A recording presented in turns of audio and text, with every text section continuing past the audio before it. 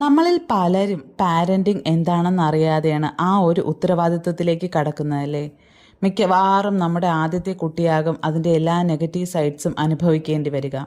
വേറെ പല കാര്യങ്ങളും ആലോചിച്ച് അതിൻ്റെ ടെൻഷൻസ് എല്ലാം ഉള്ളിൽ കിടന്ന് ചെറിയ കാര്യങ്ങൾക്ക് പോലും അവരോട് ദേഷ്യപ്പെട്ട് ഇടയ്ക്ക് അടിയോ പിച്ചോ ഒക്കെ കൊടുത്തിട്ട് പിന്നെ നമ്മൾ തന്നെ വിഷമിക്കുന്ന ഒരു അവസ്ഥയിലൂടെ മിക്ക പാരൻസും കടന്നു പോയിട്ടുണ്ടാകും. ഞാൻ അങ്ങനെ ഒത്തിരി വിഷമിച്ചിട്ടുള്ള ഒരാളാണ്. ഒന്ന് ആലോചിച്ച് നോക്കൂ, കുറച്ച് കഴിഞ്ഞ് അവരെ നമ്മളൊന്ന് കെട്ടിപ്പിടിച്ച് ഉമ്മ കൊടുക്കുമ്പോൾ ആ കുഞ്ഞു മുഖം വിടരുന്നത് കാണാം. ഞാൻ പലപ്പോഴും എൻ്റെ കുട്ടിയോട് സോറി പറയുമ്പോൾ അവൻ പറയുമായിരുന്നു, സാരമില്ല അമ്മ, നല്ലതാവാൻ വേണ്ടിയല്ലേ അമ്മ അങ്ങനെയൊക്കെ ചെയ്തതെന്ന്. അപ്പോൾ ഞാൻ ചിന്തിക്കും, അത്രയും വിവേകം പോലും എനിക്കില്ലല്ലോ എന്ന്.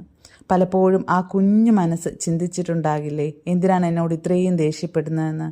നമ്മൾ കടന്നു പോകുന്ന മാനസിക സംഘർഷങ്ങളാണ് ഇത്തരം ഒരു അനുഭവം പലപ്പോഴും സൃഷ്ടിക്കുന്നത്.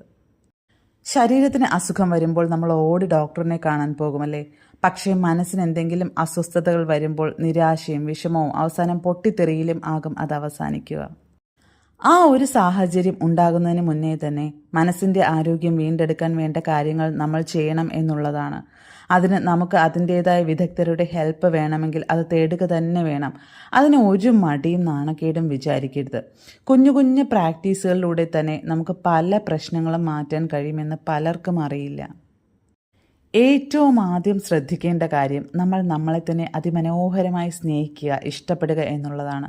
നമ്മളെയോ മക്കളെയോ നമ്മുടെ പ്രിയപ്പെട്ടവരെയോ കമ്പാനിയനെയോ ആരുമായും കമ്പയർ ചെയ്യാതെ അവരായി തന്നെ ഇഷ്ടപ്പെടുക, അംഗീകരിക്കുക എന്നൊരു ഫസ്റ്റ് സ്റ്റെപ്പ് എടുക്കുമ്പോൾ തന്നെ നമ്മൾ പകുതി വിജയിച്ചു എന്ന് പറയാനാകും.